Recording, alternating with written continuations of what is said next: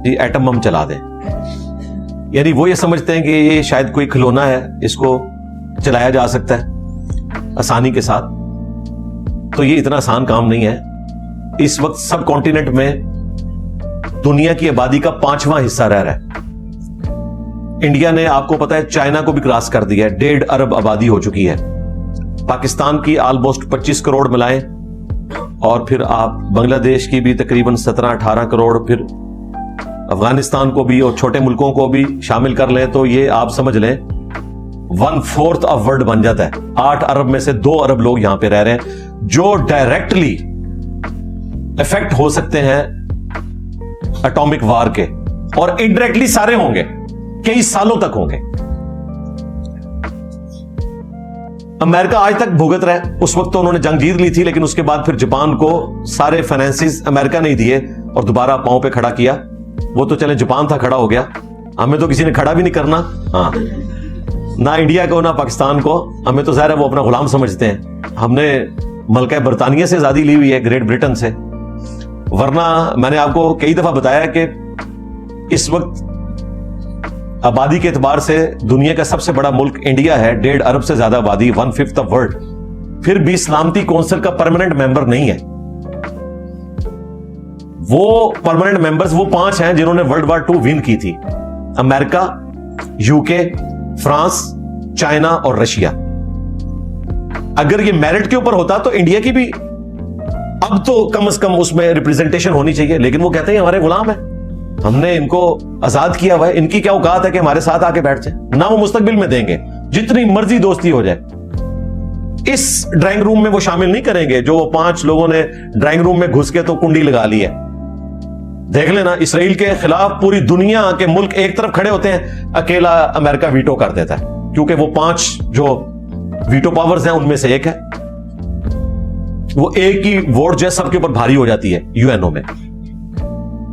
لہذا یہ بار بار یہ کہنا کہ آپ اٹامک جنگ چھیڑ دیں گے اور آپ اس قسم کی کوئی لڑائی کروا دیں گے, اس قسم کی باتوں سے پرہیز کریں.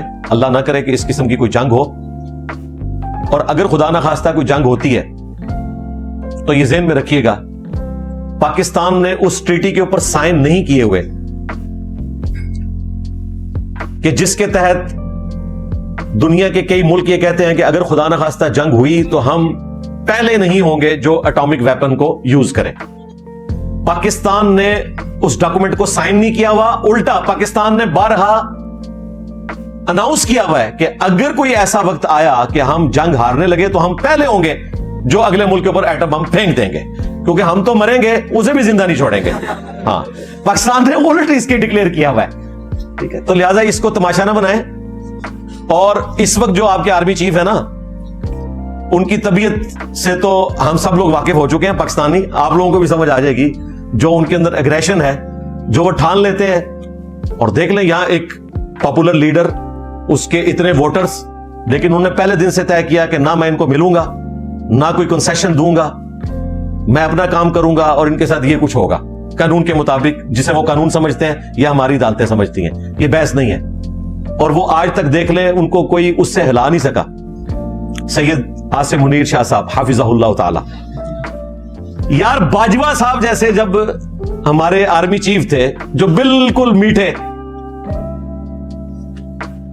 وہ آرمی چیف بھی اس زمانے میں جب خان صاحب پرائم منسٹر تھے ایکٹیویٹی پرفارم ہوئی تو کس طرح فرنٹ سے انہوں نے لیڈ کیا, اور ابھی نندن والا واقعہ ہوا, اگرچہ بعد میں ہم نے واپس کیا. ٹھیک ہے, میں تو اس وقت بھی اس کو سپورٹ کرتا تھا کہ گڈ جیسٹر کے طور پہ ایسا کرنا چاہیے. وہ اس وقت اچھا ڈیسیژن تھا جو بھی گورنمنٹ نے ڈیسیژن کیا, لیکن کم از کم پاکستان نے اپنی اسٹرینتھ اس وقت شو کر دی تھی اللہ کے فضل سے. تو اس آرمی چیف سے تو آپ بالکل ایکسپیکٹ نہ کریں یہ جناب اینٹ کا جواب پتھر سے دے گا, بلکہ وہ پتھر بھی جو ہے نا وہ لوہے کا پتھر ہوگا. وہ آپ نے دیکھا ہے کہ کتنے سیریس موڈ میں ہر وقت رہتے ہیں.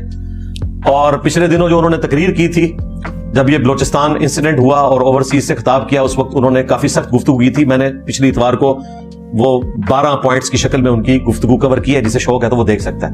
لہٰذا اس قسم کے کوئی ایڈونچر کرنے کی نہ سوچے انڈیا کی طرف سے, اور نہ پاکستان میں اس قسم کی کسی ایکٹیویٹی کو سپورٹ کرنا چاہیے. میری جو پرائم منسٹر مودی صاحب سے ریکویسٹ ہے کہ انہیں یہ آفر قبول کرنی چاہیے ہمارے پرائم منسٹر شہباز شریف صاحب کی کہ وہ کسی نیوٹرل فورم سے اس کی تحقیقات کروا لیں, اور اگر نہیں کروائیں گے تو اس بات کا ثبوت ہے کہ یہ سارا کچھ آپ نے کیا ہے جان بوجھ کے اپنی ڈوبتی ہوئی سیاست کی کشتی کو سہارا دینے کے لیے, اور اس کے علاوہ کچھ نہیں ہے. تختہ مشق جو ہے وہ عوام الناس بنے ہوئے ہیں اس حوالے سے, اور یہ باقاعدہ پہلے بھی ان کا ٹریک ریکارڈ ہے. 2000 میں جب پریزیڈنٹ کلنٹن انڈیا آئے اس وقت انڈیا کی پوری کوشش تھی کہ وہ پاکستان نہ آئے. ویسے بھی پاکستان میں ایک ڈکٹیٹر بیٹھا ہوا تھا مشرف, اور ظاہر ہے کہ علامتی طور پر امریکہ جو ہے وہ ڈکٹیٹرز کو پسند نہیں کرتا. علامتی طور پہ اندر خانے کام ہی وہ ان سے لیتے ہیں. تو جب انڈیا کو پتا چلا کہ یہ پاکستان بھی جائیں گے تو انہوں نے اس وقت ایگزیکٹلی کلنٹن انڈیا میں تھا اس قسم کا ایک انسیڈنٹ کروا دیا, اور کلنٹن کو انہوں نے کہا کہ دیکھیں یہ دہشت گرد ہیں, ہمارے ساتھ کیا کر رہے ہیں. کلنٹن نے CIA سے پوچھا تو انہوں نے بتایا کہ بھئی انہوں نے خود کام ڈالا ہے. تو وہ پھر پاکستان 5 گھنٹے کے لیے آئے اور انڈیا کی بات انہوں نے نہیں مانی. تو انڈیا کا پہلے بھی ٹریک ریکارڈ ہے, اور یہ بات ہینری کلنٹن نے اپنی کتاب میں چھاپی. اس کا جو ورژن انڈیا میں چھپا اس میں سے وہ پھر انڈینز نے وہ صفحے نکال دیے, لیکن جو اس کا انٹرنیشنل ورژن ہے اس کے اندر یہ ساری تفصیلات اور صحافیوں نے بھی لکھی ہوئی ہیں. ابھی بھی امریکن نائب پریزیڈنٹ اس وقت انڈیا کے دورے پر ہیں, چونکہ ان کی وائف بھی ایک انڈین ہے. تو اس موقع کا فائدہ اٹھاتے ہوئے انہوں نے اس قسم کی کوئی ایکٹیویٹی کرنے کی کوشش کی ہے اپنے اینڈ کے اوپر, یا اگر دہشت گردوں نے کی ہے تو بھی وہ غلط ہے. ہم چلے بینیفٹ آف ڈاؤٹ دیتے ہیں کہ جب تک فیصلہ نہیں ہوتا. باقی جو قرائن بتا رہے ہیں اس میں پاکستان کہیں نظر نہیں آتا. پاکستان تو اس قسم کا رسک لے ہی نہیں سکتا. بڑی مشکل سے FATF کی تلوار سے ہم لوگ نکلے ہیں, اس وقت تو ہمیں یہ سوٹ ہی نہیں کرتا. دوسرا, جنگیں لڑنے کے لیے بڑی اکانومی چاہیے. ہم تو ابھی اپنی اسٹیبلٹی کی طرف جس سفر کا آغاز کیا ہے, کافی ٹائم چاہیے. ہم کیسے یہ اس قسم کا رسک لے سکتے ہیں؟ تو کرائن اس چیز کو سپورٹ نہیں کرتے. باقی بلوچستان میں جو کچھ ہو رہا ہے وہ انڈیا کروا رہا ہے. اس کا ثبوت ہمارے پاس کلبھوشن یادیو کی شکل میں ان کا آفیسر موجود ہے, اس نے ساری کنفیشن کی ہوئی ہے. اور بھی اس کے علاوہ بھی کئی انڈینز کے باقاعدہ بیانات موجود ہیں, ان کے جو ڈیفنس کے لوگ ہیں, جس میں وہ کہہ رہے ہیں کہ آپ بلوچستان میں یہ کچھ کریں تاکہ بلوچستان کو پاکستان سے الگ کیا جائے. اور یہ اپنے نظام میں یہ سمجھ رہے ہیں کہ جو کچھ بنگلہ دیش کے کیس میں 1971 میں ہوا تھا ہم اس ہسٹری کو ریپیٹ کریں. تو میرا خیال ہے یہ اپنی خوابوں کی دنیا میں رہتے ہیں. بنگلہ دیش والی جو ایکٹیویٹی پرفارم ہوئی وہ ایک یونیک واقعہ تھا. میرا اپنا ذاتی خیال یہ ہے کہ یہ شروع سے ہی 2 ملک الگ بننے چاہیے تھے. ایک ملک جس کے 2 حصے اس طرح کے ہوں کہ بیچ میں آپ کا دشمن ملک انوالو ہو, اور ہزاروں کلومیٹر کا فاصلہ ہے دونوں کے درمیان. تو نیچرلی اس کا اینڈ یہ 2 ریاستیں ہونی تھی. کاش یہ ہیپی اینڈنگ ہوتی کہ شروع میں ہی 2 ملک بن جاتے بجائے ایسٹ پاکستان اور ویسٹ پاکستان بننے کے. تو یہ تو ہونا تھا. دوسرا, اس وقت ہماری فوج اتنی مضبوط بھی نہیں تھی, نہ ہم ایٹامک پاور تھے, لہذا آج ایسا کوئی معاملہ نہیں ہے. بلوچستان بالکل ان کانٹیکٹ ہے پاکستان کے باقی صوبوں کے ساتھ, اس کی زمینی سرحدیں بھی ملی ہوئی ہیں. پلس آج پاکستان کا ڈیفنس کا نظام, پاکستان کی فوج پہلے سے بہت زیادہ مضبوط ہے. اور یہ جو میں باتیں کر رہا ہوں یہ میری ذاتی باتیں نہیں ہیں, یہ انڈین جرنیل جو ریٹائرڈ ہیں وہ بھی سمجھا رہے ہیں. ایک جرنیل نے تو باقاعدہ کالم لکھا ہے, انہوں نے کہا کہ آپ پاکستان کے ڈیفنس کے نظام کو ہلکا نہ سمجھیں, کوئی آپ سپیریئر نہیں ہے ان سے, وہ آپ کا بڑے اچھے طریقے سے مقابلہ کر سکتے ہیں. لہٰذا روایتی جنگ کے اندر آپ کو اس حوالے سے کوئی کامیابی حاصل نہیں ہوگی. اور ویسے بھی میں آپ کو بتا دوں, World War II کے بعد جب سے قومی ریاستیں بن رہی ہیں, یعنی دنیا نے یہ مان لیا کہ اب قومی ریاستیں ہوں گی, نیشن سٹیٹس ہوں گی, اس میں آپ کسی ملک کی باؤنڈریز کو اس طریقے سے توڑ کر دوسرے ملک کا حصہ بنا نہیں سکتے. نہ پاکستان جنگ کے ذریعے انڈین آکوپائڈ کشمیر کو حاصل کر سکتا ہے, اور نہ انڈیا پاکستان میں کوئی اس قسم کی حرکت کروا کے بلوچستان کو الگ کر سکتا ہے. یہ دونوں کی خام خیالی ہے اگر کسی کے دماغ میں ہے, اس طرح ہو ہی نہیں سکتا. پاکستان نے تو خیر اپنے پرانے گناہوں سے توبہ کر لی ہے کافی عرصے سے. انڈیا کو بھی چاہیے کہ وہ بھی ہوش کے ناخن لے اور اس قسم کی ایکٹیویٹی سے باز رہے. باقی اس پورے ایپیسوڈ میں جو پاکستانی میڈیا ہے, پاکستان کی حکومت ہے, پاکستان کی آرمی ہے, انہوں نے بڑے اچھے طریقے سے رسپانس کیا جیسا کہ کرنا چاہیے تھا. इनिशिएट खुद नहीं किया, एयर स्पेस बंद की है इंडिया ने तो जवाबन हमने की है। पूरी दुनिया को यह मैसेज आ रहा है कि कौन जंग करना चाहता है, हालांकि इसका नुकसान इंडिया को ज्यादा होना है, क्योंकि ज्यादातर लोग तो इस तरफ यूरोप, अमेरिका और मिडिल ईस्ट में उनके भी लोग जॉब करते हैं, तो वो पाकिस्तान से उड़ के ही उनकी फ्लाइट्स जानी है। उनको एक महीने में ऑलमोस्ट कोई $500 मिलियन का नुकसान होने वाला है। पाकिस्तान की भी जो फ्लाइट्स हैं वो तो इस तरफ ही जानी है, मशरिक की तरफ तो चंद एक फ्लाइट्स जाती हैं, वैसे भी पीआईए की तो इतनी फ्लाइट्स उड़ती भी नहीं है। नुकसान इंडिया को होना है। दूसरा, जो उन्होंने सिटीजन को 48 घंटे के अंदर कहा कि जी आप मुल्क छोड़ दें, उसके अगेंस्ट पाकिस्तान ने भी डिसीजन किया। इसी तरीके से जो कुछ एम्बेसी के लोगों के साथ हुआ वहां इंडिया में, पाकिस्तान ने भी उसके रिस्पॉन्स में किया। कहीं पर पाकिस्तान आपको इनिशिएट करता हुआ नजर नहीं आया। और अब ये जो बड़ी एक्टिविटी अनाउंस की है मोदी ने कि हम जो इंडस वाटर ट्रीटी है, सिंतास का जो मुआहदा है इंडिया और पाकिस्तान के दरमियान, जिसको इंटरनेशनल तौर पर रिकॉग्नाइज किया गया है, बल्कि दुनिया में केस स्टडी के तौर पर इसे पढ़ाया जाता है, उसका उन्होंने कहा जी हम इसको मुअत्तल करते हैं। और फिर साथ उसने एक गप मार दी कि जी हम इनका पानी बंद कर देंगे। ये भाई कोई नलका नहीं है जो आपने बंद कर देना है, ना कोई टूटी है जिसको आपने बंद कर देना है। पानी के एतबार से ये दुनिया के टॉप के 3 बड़े दरियाओं में दरियाए सिंध आता है। नील रिवर है, अमेज़न है और दरियाए सिंध। और पानी जो इसमें फ्लो कर रहा है वो दरियाए नील से भी डबल पानी फ्लो करता है दरियाए सिंध के अंदर। ये सिंध नाम तो इसका बाद में पड़ा, असल में इस दरिया का नाम है दरियाए अब्बासीन, यानी दरियाओं का बाप अब्बासीन। बाकी दरिया भी सारे इसमें जाके गिरते हैं, सतलुज भी, झेलम भी, चनाब भी। दरियाए सिंध के पानी को रोकने के लिए आपको कई एक डैम्स चाहिए, वो भी जब डैम भर जाएगा फिर आपको ओवरफ्लो तो करवाना पड़ेगा। और डैम आज अगर आप बनाना शुरू करें तो 10 से 15 साल चाहिए, वो भी अगर आपके पास बजट हो। और जिस जगह से ये दरिया सिंध निकल रहा है उन पहाड़ों में डैम बनाना तो इसके लिए बहुत हैवी बजट की जरूरत है। लिहाजा ये जो मोदी साहब ने अनाउंसमेंट की है ना, इसकी इंप्लीमेंटेशन अगर सीरियस हुई ना तो 15 साल के बाद होगी। लिहाजा बेफिक्र रहे, कुछ नहीं होना।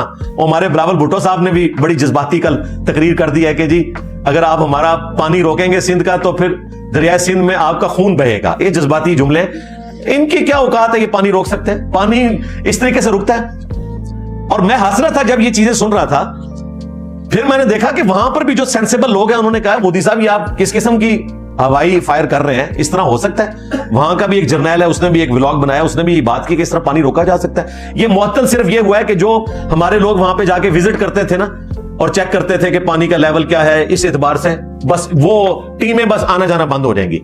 ये मुअत्तल है, पानी कोई नहीं रोक सकता। पानी रोकना क्या, छोड़ दिया पानी इन्होंने हमारे दरियाए झेलम में।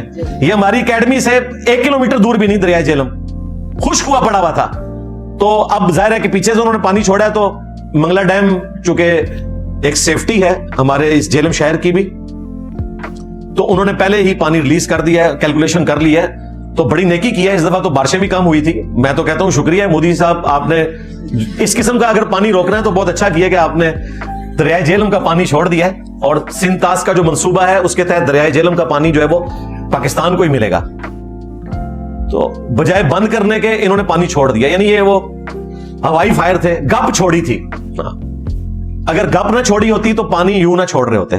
तो इन्होंने अल्टीमेटली इसमें से कमाया क्या? अब वहां का मीडिया जो न्यूट्रल किस्म के लोग हैं वो उनके ऊपर खुद तान कर रहे हैं कि आप इस किस्म की बातें करते हैं और फिर हमारा मजाक उड़ता है। ज्यादातर तो वहां पे मीडिया जो है वो कंट्रोल है, लेकिन चंद एक हक की आवाजें वहां पर मौजूद हैं। अभी रात को हमारे जो भाई हैं ध्रुव राठी साहब, उन्होंने बड़ी अच्छी वीडियो बनाई है, मैंने उसको शेयर भी करवाया। देखें इस तरह अपराइट लोग मौजूद हैं दुनिया के अंदर। उसने बिल्कुल पोल खोल दिया कि इसका ट्रैक रिकॉर्ड है, ये मुसलमानों और हिंदुओं के दरमियान लड़ाई करवाना चाहता है और जंगी जुनून है। और देखें ध्रुव राठी ने कोई पाकिस्तान के ऊपर इल्जाम नहीं लगाया कि पाकिस्तान ने ये सब कुछ किया। जो रियलिटी थी उसने बताई कि ये इंडिया का सिक्योरिटी फेलियर है, किसी ने भी करवाया हो, सिक्योरिटी आपकी फेल हुई है, सीधी सी बात है। बाकी इंटरनेशनल जो मीडिया है उसका भी काम है कि इस सारे मामले को डिफ्यूज करे। और जो बड़े बड़े प्लेयर्स हैं, वो 5 बड़ी पावर्स वर्ल्ड वार 2 के बाद, उनका काम है कि वो फ्रंट से लीड करें। उसमें सबसे बड़ी पावर जो यूएसए है, उन्होंने तो बिल्कुल अलहदगी इख्तियार कर ली है। ये जो इंडिया को जाम था ना कि यूएसए हमारे साथ खड़ा होगा और वो पाकिस्तान के खिलाफ बयान देगा, ट्रंप तो आपको पता है उसे कोई प्रिडिक्ट ही नहीं कर सकता. उसने तो कहा भाई आप लोगों का आपस का मामला है, इसे तय करें. उन्होंने तो लहद इख्तियार कर लिया क्योंकि ट्रंप को भी पता चल गया कि पाकिस्तान ने नहीं करवाया. अगर जरा सी भी कोई हरकत की होती ना पाकिस्तान ने, तो ट्रंप ने एक लम्हे का तवक्कुफ भी नहीं करना था इस किस्म का पाकिस्तान के खिलाफ बयान देने के एतबार से. क्योंकि यहां माशाल्लाह जो हमारे सो कॉल्ड किस्म के मुहिब्बे वतन लोग हैं ना, वो ऑलरेडी ट्रंप के साथ दोस्तियां गांठे हुए हैं. और मैं ये आपको बताऊं, ये जितने डिजिटल बंदर है ना इस वक्त, जो इस वक्त इंडिया का साथ दे रहे हैं, यूट्यूबर्स और अपने आप को सहाफी कहते हैं, ये पाकिस्तान के साथ गद्दारी कर रहे हैं. उस जमाने में सारी अपोजिशन खड़ी हो गई थी गवर्नमेंट के साथ. आज भी अपोजिशन अपने बयानात के हद तक तो पाकिस्तान की फौज और गवर्नमेंट के साथ खड़ी है, लेकिन जो इनके फ्रंटमैन सहाफी है ना, जो बयानियां बनाते हैं, ठीक है, उनमें एक जो सबसे बड़ा वो एक झूठा इंसान है. मैं तो यकीन करें उसकी वीडियोस भी नहीं देखता क्योंकि मुझसे इतना ज्यादा झूठ सुना ही नहीं जाता. दाढ़ी रख के वो झूठ बोलता है, मजहबी शक्ल इख्तियार करके. और हमारे एक भाई हैं यूएसए में, हालांकि उनकी भी हमदर्दियां जो उसी जमात के साथ है, बासिर नदीम साहब, उन्होंने एक व्लॉग बनाया तो मैंने मजबूरन उसमें जब उसके क्लिप देखे उस भगोड़े के, वो भगोड़ा मैं इस लिहाज से कह रहा हूं कि मुझसे भागा हुआ है, मेरे पे इल्जाम लगा के भाग गया था, मैं उसके पीछे पहुंचा हूं, उसकी सारी शर्तें मानी है कि पुरानी वीडियोस में भी बात कर ले, वो अभी तक भगोड़ा है. पाकिस्तान से जो भगोड़ा है मैं उसकी बात नहीं कर रहा, वो उसका और पाकिस्तान का मामला है. मुझसे भगोड़ा हुआ है, वो तो इंडिया की जुबान बोल रहा है, वो तो हर मामले में इंडिया को सपोर्ट कर रहा है. इवन जो खान साहब के दौर में डिसीजन हुए हुए थे उनको भी वो क्रिटिसाइज कर रहा है और वो भी आर्मी के खाते में डाल रहा है, जिस पे उस जमाने में उसने फख्र किया हुआ था. तो इस किस्म के जो डिजिटल बंदर है ना जी, ये इस काबिल भी नहीं कि मैं इनका नाम भी लूं या इनकी उस जमात का नाम लूं जिसके फ्रंटमैन बने हुए हैं. हालांकि जमात इनसे जान छुड़ा रही है और मैं आपको बताऊं ये अपने लीडर के लिए ज्यादा मुश्किलात खड़ी कर रहे हैं, क्योंकि इस मुश्किल वक्त में पाकिस्तान तो इंशाल्लाह निकल जाएगा इस मुश्किल से. हां, ये ज़हन में रखिएगा. मोदी तो पाकिस्तान के काबू नहीं आएगा, वो वहां पे बैठा हुआ है, वो वैसे ही भाग जाएगा. काबू तुम लोगों ने आना है, ये ज़हन में रखना. जो आज पाकिस्तान के साथ इस तरह की गद्दारी कर रहे हो ना, और सिर्फ एक अपने लीडर की मोहब्बत में, उस लीडर को भी नहीं पता होगा कि तुम्हारी मोहब्बत में ये क्या कुछ कर रहे हैं. जिस तरह हजरत अली की मोहब्बत में गुरूर करके अब्दुल्ला इब्न सबा ने एक गलत अकीदा उनकी तरफ मंसूब किया और बाद में हजरत अली ने ही अब्दुल्ला इब्न सबा को कत्ल करवाया था, उस गाली को जो अली अल्लाह कहता था, नाउजुबिल्लाह. तो ये जो यूट्यूबर्स हैं ये अपने डॉलर्स पक्के करने के लिए इस किस्म की हरकतें कर रहे हैं. और मैंने एक चीज प्रेडिक्ट की थी और वो मेरी करामत अल्लाह की तरफ से जाहिर होगी. मैंने कहा था ये कभी नहीं चाहेंगे कि ये लीडर जेल से बाहर निकले, और वो बात सही हुई है. कल मैं उसका व्लॉग का वो हिस्सा देख रहा था, उसमें उसने पता क्या बोला कि आपने पकड़ तो लिया है इसको, आप बताएं छोड़ेंगे कैसे. वो बार बार जुमले को रिपीट कर रहा है कि अगर इसको छोड़ेंगे तो ये फिर फौज को नहीं छोड़ेगा, अपोजिशन को नहीं छोड़ेगा. और वो बार बार धमकी लगा रहा है पाकिस्तान की फौज को और बाकी पॉलिटिकल जमातों को कि तुमने इसको अंदर तो किया है, लेकिन बताओ छोड़ोगे कैसे. जब छोड़ोगे ये तुम्हें नहीं छोड़ेगा. इसका मतलब पता क्या है कि ना छोड़ना इन्हों. हाँ, तो और क्या मतलब है. और इसने 3 दफा ये जुमला रिपीट किया उसमें, पकड़ तो लिया है, अब छोड़ोगे कैसे. छोड़ नहीं सकते आप, क्योंकि तुम्हें पता है कि इसको छोड़ा तो ये तुम्हें नहीं छोड़ेगा. यानी वो कह रहे हैं कि इसको छोड़ा तो मेरे डॉलर गए. हाँ, तो ना छोड़ियो इन्हों. और एक और वो जो एक जिसकी सांस ही बंद हुई थी, उसके हाथ में मैंने वीडियो बनाई थी उस जमाने में, ठीक है, जो पंजाबी में व्लॉग करता है. ना उर्दू ठीक आती है ना पंजाबी, पंजाबी तो चले थोड़ी सही बोल लेता है. तो वो भी नहीं चाहेगा कि उसके डॉलर्स खत्म हो. ये सब चाहेंगे कि लीडर अंदर रहे, हमारे डॉलर्स पक्के रहे. तो ये तो हरकतें करके साइड पे हो जाएंगे. तकलीफ आज एक बंदा ही काट रहा है, उसकी बीवी काट रही है, वो 2 ही जेल में, बाकी सारे बाहर है. और ऊपर से ये जो आए दिन मजहबी टच लगाते रहते हैं. अभी तो वो डॉक्टर आरिफ अलवी साहब की भी वीडियो आई है, मैंने उस पर आज बोलना था, लेकिन मैंने जब पूरी वीडियो देखी है मैंने कहा मैं इंतजार करूं, शायद कोई डॉक्टर साहब का कोई अच्छा बयान आ जाए. अगले हफ्ते तक वो तौबा कर लें ताकि वो ज्यादा हंगामा खड़ा ना हो. डॉक्टर साहब से मैं जाती तौर पे एक अकीदत रखता हूं, उनका ताल्लुक जमात इस्लामी से है और माशाल्लाह दीनदार आदमी है. अपने हॉस्पिटल में वो तफहीमुल कुरान से दर्स देते रहे हैं. जब वो प्रेसिडेंट थे डॉक्टर आरिफ अलवी साहब, वो पीटीवी के ऊपर दर्स दिया करते थे.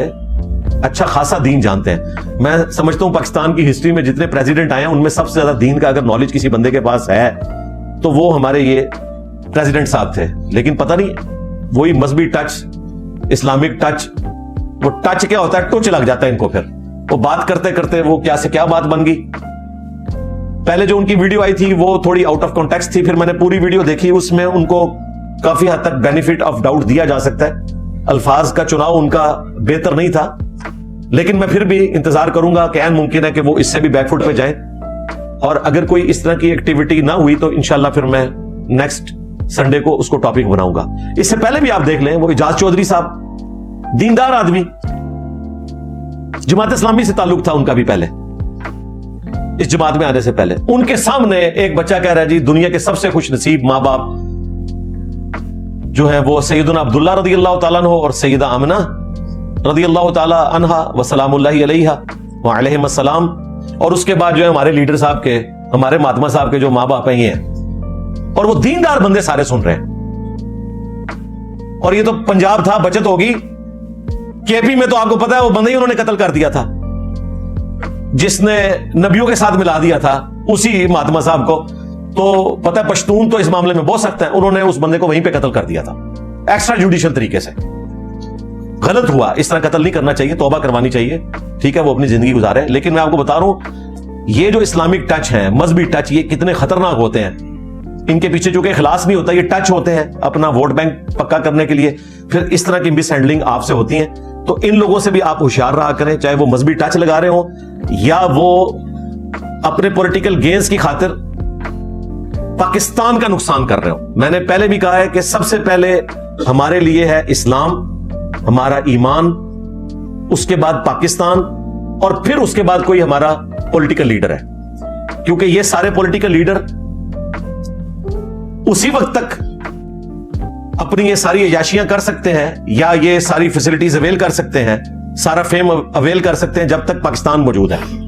اور پاکستان کے لیے بائنڈنگ فورس جو ہے وہ ہمارا ریلیجن ہے. یہ ہماری جو قومی ریاست ہے وہ اسلام کی بنیاد کے اوپر ہے کہ دو قومی نظریہ, مسلم اور ہندو, دو قومیں یہاں آباد ہیں. لیکن اس کا یہ مطلب نہیں ہے کہ پاکستان میں جو ہندو ہیں ہم نے ان کو قتل کر دینا ہے, نہیں. وہ 11 اگست کی تقریر ہے محمد علی جناح رحمہ اللہ کی, بانی پاکستان کی, کہ آپ آزاد ہیں اس ملک میں, اپنے مندروں میں جا سکتے ہیں, اپنے چرچز میں جا سکتے ہیں, اپنی مساجد میں جا سکتے ہیں, اپنی عبادت گاہوں میں جا سکتے ہیں. ہاں اوورآل چونکہ ڈومیننسی 97% سے زیادہ مسلمان ہے, لہذا کی پوسٹوں کے اوپر مسلمان ہوں گے, اور اسلام یہاں پہ ڈومیننٹ ہے چونکہ, لہذا اس ملک کا نام اسلامک ریپبلک آف پاکستان رکھا گیا. وہ اپنی جگہ موجود ہے الحمدللہ. لہذا اس پہ ہمارے لیے کوئی پولیٹیکل لیڈر, کوئی جرنیل, کوئی مذہبی لیڈر اس معاملے میں اگر رکاوٹ بنتا ہے تو ہم ڈنکے کی چوٹ کے اوپر اس کے خلاف کھڑے ہوں گے. کیونکہ یہ ملک کسی جرنیل کا نہیں ہے, کسی پولیٹیکل لیڈر کا نہیں ہے, یہ پاکستان کے عوام کا ہے. انہوں نے قربانیاں دی اور ایک ڈیموکریٹک طریقے سے, اگرچہ اس وقت اللہ نے حالات و واقعات ایسے کر دیے کہ ہٹلر کی وجہ سے گریٹ برٹن کمزور ہو گئی, اگرچہ ہٹلر جنگ ہار گیا لیکن گریٹ برٹن کو اتنا کمزور کر دیا کہ انہوں نے مجبوراً ہمیں آزادی دے دی. اور اس میں محمد علی جناح کی عقل مندی کو داد دوں گا کہ اکیلا لیڈر تھا, اور مخالفت میں ان سے بڑے لیڈر تھے. گاندھی صاحب, ابوالکلام آزاد کانگریس میں, ان کی کوشش یہ تھی کہ یہ ملک صرف آزاد ہو گریٹ برٹن سے لیکن ایک ملک رہے. لیکن یہ صرف محمد علی جناح تھے اور ان کے ساتھ چند ایک دیوبندی علماء اور بریلوی سارے علماء, پیر سارے کے سارے, وہ سپورٹ کر رہے تھے. تو اس اکیلے بندے نے گریٹ برٹن کو یہ منوانے پر آمادہ کر لیا کہ ہم دو ملک بنائیں گے, انڈیا اور پاکستان. یہ بہت بڑی کامیابی ہے جب اتنے بڑے لیڈرز مخالفت میں موجود ہوں, ایک اکیلے بندے کا سٹینڈ لینا. ہاں جو اکثریت تھی دیوبند علماء کی وہ کانگریس کے ساتھ تھی, اور وہ بھی کوئی مسلمانوں کے لیے بدنیتی والا معاملہ نہیں تھا. وہ چاہتے تھے کہ مسلمان اکٹھے رہیں تاکہ کل کو ہم پاور میں آ جائیں. لیکن آج جو کچھ مسلمانوں کے ساتھ انڈیا میں ہو رہے ہیں, اس کے بعد میرا خیال ہے اگر وہ دنیا میں موجود ہوتے تو انہیں پتا چل جاتا کہ محمد علی جناح نے جو کچھ فورسی کیا تھا وہ درست تھا. اور وہ علماء جنہوں نے اس وقت پاکستان کا ساتھ دیا وہ لوگ درست تھے, اور وہ لوگ جو اس وقت مخالفت بھی کرتے تھے لیکن پاکستان بننے کے بعد پاکستان میں آ گئے وہ بھی درست تھے, جس طرح مولانا مودودی اور ان کے سارے ساتھی جماعت اسلامی کے, انہوں نے پھر اس کو ایکسپٹ بھی کر لیا. اور پھر دیکھیں محمد علی جناح کا جنازہ بھی شبیر احمد عثمانی صاحب نے پڑھایا جو دیوبند سے تھے. اشرف علی تھانوی صاحب نے دیوبند مدرسے کو ریزائن کر دیا صرف پاکستان کو سپورٹ کرنے کی وجہ سے. وہ اس وقت تک زندہ نہیں رہے, 1944 میں ان کی ڈیتھ ہو گئی, لیکن تھانوی صاحب نے دیوبند مدرسہ چھوڑ دیا پاکستان کی سپورٹ کی وجہ سے, کیونکہ دیوبند مدرسہ کانگریس کے ساتھ. وہ تو تھانوی صاحب کا چونکہ علمی قد کاٹ بہت بڑا تھا, اس وجہ سے آج بھی ان کو انڈیا, پاکستان, بنگلہ دیش کے سارے دیوبندی حکیم الامت کہتے ہیں اپنے فرقے کا, وہ اپنی پرسنالٹی کی وجہ سے. ادروائز میجورٹی علماء تھانوی صاحب کے خلاف تھی اس وقت, صرف اس وجہ سے کہ یہ دو بڑے بندے تھانوی صاحب اور شبیر احمد عثمانی, انہوں نے پاکستان کا ساتھ دیا تھا اپنے ان علماء سے مخالفت کرتے ہوئے. بہرحال جن جن لوگوں نے کنٹریبیوٹ کیا, اللہ تعالیٰ سب کو جزائے خیر دے.